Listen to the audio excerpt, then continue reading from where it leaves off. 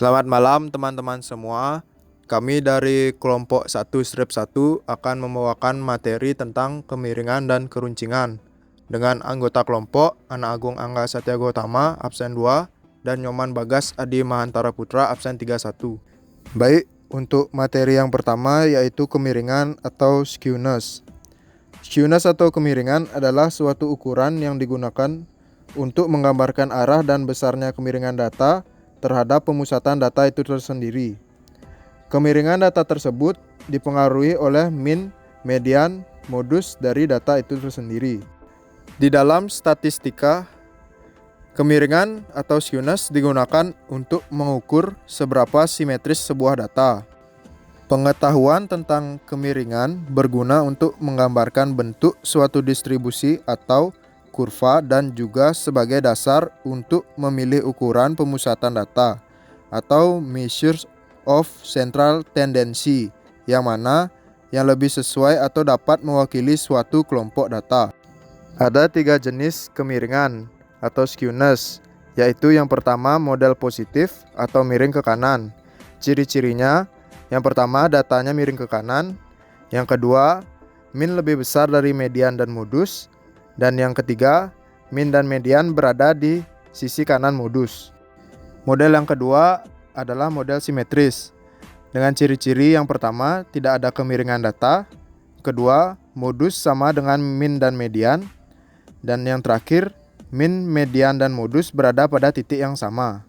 Jenis kemiringan yang ketiga adalah model negatif atau miring ke kiri. Dengan ciri-ciri, yang pertama data miring ke kiri. Yang kedua, modus lebih besar dari min dan median. Dan terakhir, min dan median berada di sisi kiri modus. Baik, selanjutnya ada 3 cara untuk menentukan kemiringan. Yang pertama, yaitu dengan cara koefisien kemiringan Pearson. Yang kedua, dengan cara koefisien kemiringan Boyle. Dan yang terakhir ada dengan cara koefisien kemiringan alpha 3. Baik, yang pertama kita hitung dengan cara koefisien kemiringan Pearson. Ada 2 tipe yang bisa kita gunakan. Tipe pertama kita gunakan rata-rata dikurangi modus dan dibagi dengan simpangan baku. Sedangkan tipe kedua kita gunakan 3 dikali dalam kurung rata-rata dikurang median, lalu setelah itu dibagi dengan simpangan baku.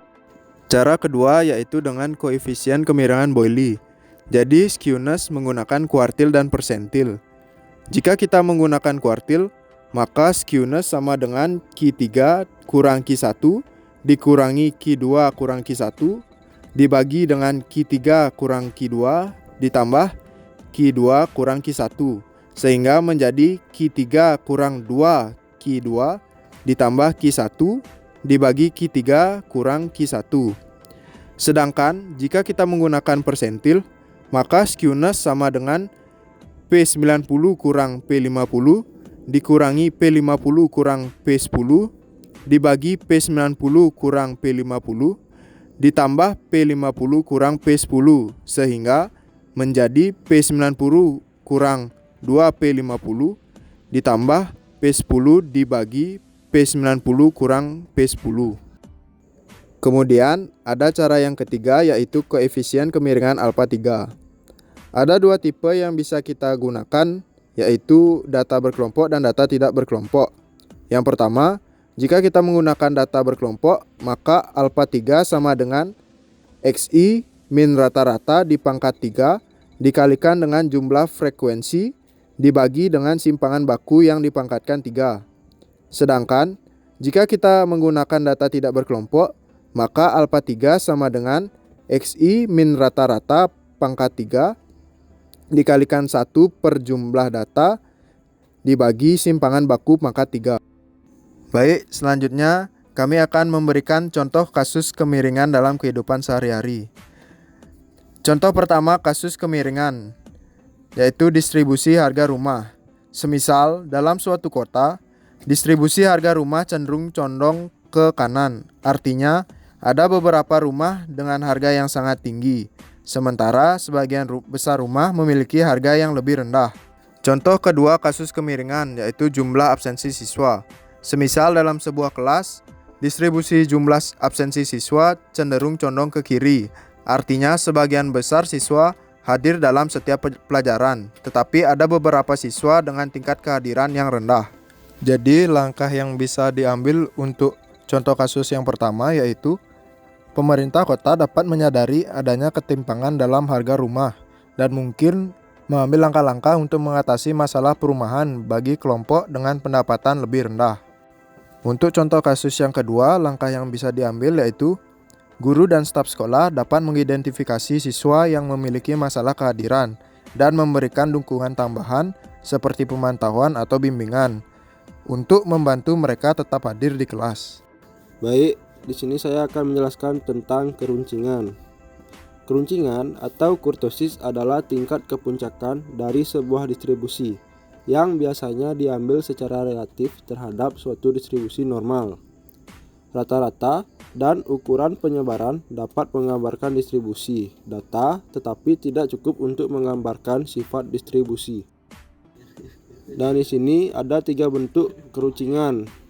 Yang pertama ada leptokurtis atau puncak tinggi, dan yang kedua ada mesokurtis atau puncak normal, dan yang terakhir yang ketiga ada platykurtis atau puncak rendah. Dan yang gambar di kanan itu adalah contoh gambar dari bentuk sebuah keruncingan. Lantas bagaimana cara kita untuk menentukan bentuk keruncingan suatu data? Kita dapat menentukan dengan rumus yang di kiri.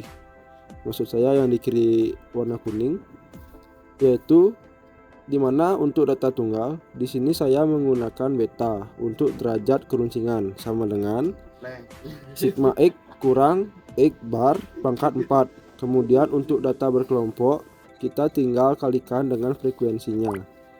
Jadi di sini kriterianya adalah jika beta lebih dari 3 itu dinamakan leptokurtis. Jika beta kurang dari 3 itu dinyatakan platykurtis, dan jika beta sama dengan 3 itu dinyatakan mesokurtis. Dan dengan keterangan di samping sebagai berikut.